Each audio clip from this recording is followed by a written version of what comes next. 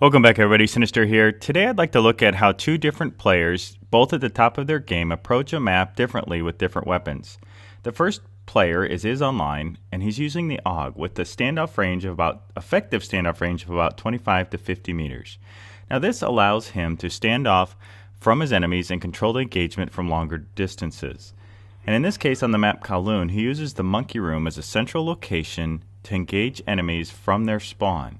Now we've talked about in the past about the importance of controlling the middle of the map in the game of domination.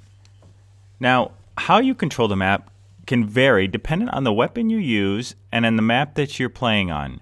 And in this case, Online uses the monkey room as a central location to project force into the enemy's spawn areas.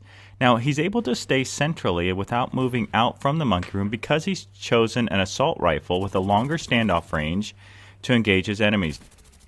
Now let's watch Online as he moves into this room, commonly referred to as the monkey room. As he approaches these two windows, he's able to engage the enemy spawning from the A flag and moving towards the B flag from an elevated position. His dynamic movement reduces his sight exposure to the enemy, but he's able to engage them from a standoff range without moving away from this room, primarily because he's chosen an assault rifle to do so. Now in contrast to our second demonstrator, we'll see that Online stays central within this room. He moves dynamically within the room using the windows to engage his enemies from standoff distances, not only from the A spawn area, but from the secondary B flag area. He also uses the back balcony to adjust to his enemy's approach when the spawn moves or flips, or an attempted enemy rear flanking approach. So, is the only way to effectively play Kowloon with an assault rifle and stay centrally within the monkey room? I don't think so. But to answer this question, we're going to be looking at some play from Luca108. A fantastic player, but he's going to use the Skorpion with an effective standoff range from between 5 to 15 meters.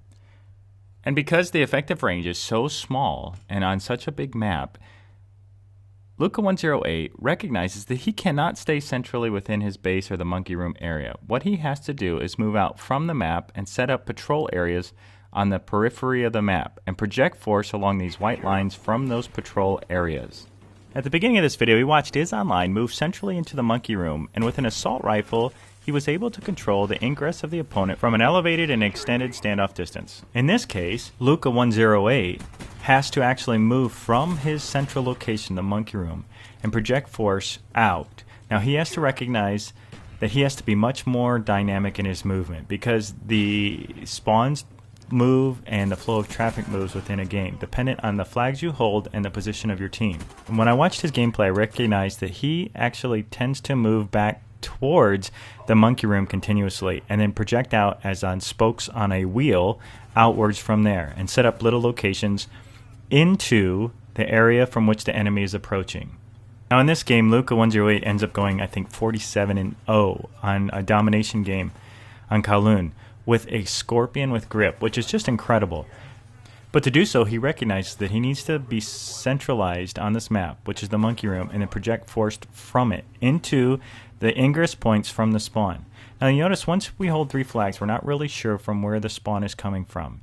So at this point, Luca108 waits until he can identify the ingress point of the map. Now he uses this. Now you notice his patrol is very similar to what we saw from Online, but now he recognizes where they're coming from. He has to project force out from there.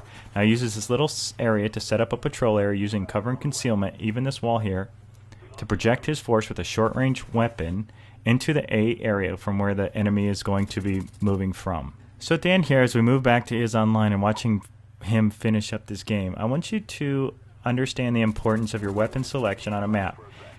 If you have an assault rifle, holding the center of the map may mean that you move dynamically within the center of the map. If you choose a shotgun or a submachine gun, you may need to project force into the enemy's spawn areas from there, and then set up little mini patrol areas in their spawn. Hopefully watching these two great players at the top of their game will encourage you to choose your weapon wisely and choose your playstyle in accordance with your weapon. And hopefully you'll be able to apply these tips to your next game the next time you're on Kowloon and Call of Duty Black Ops. Okay, Sinister here. Thanks for spending some time with us in this little training session. And until next time, I hope to catch you on Xbox Live. So if you haven't had a chance to see Luca play before, there's another video here. If you click, you can see some of his play and a little comedy intro to it. A little fun homage to Newtown and saying goodbye to it. Anyway, take care.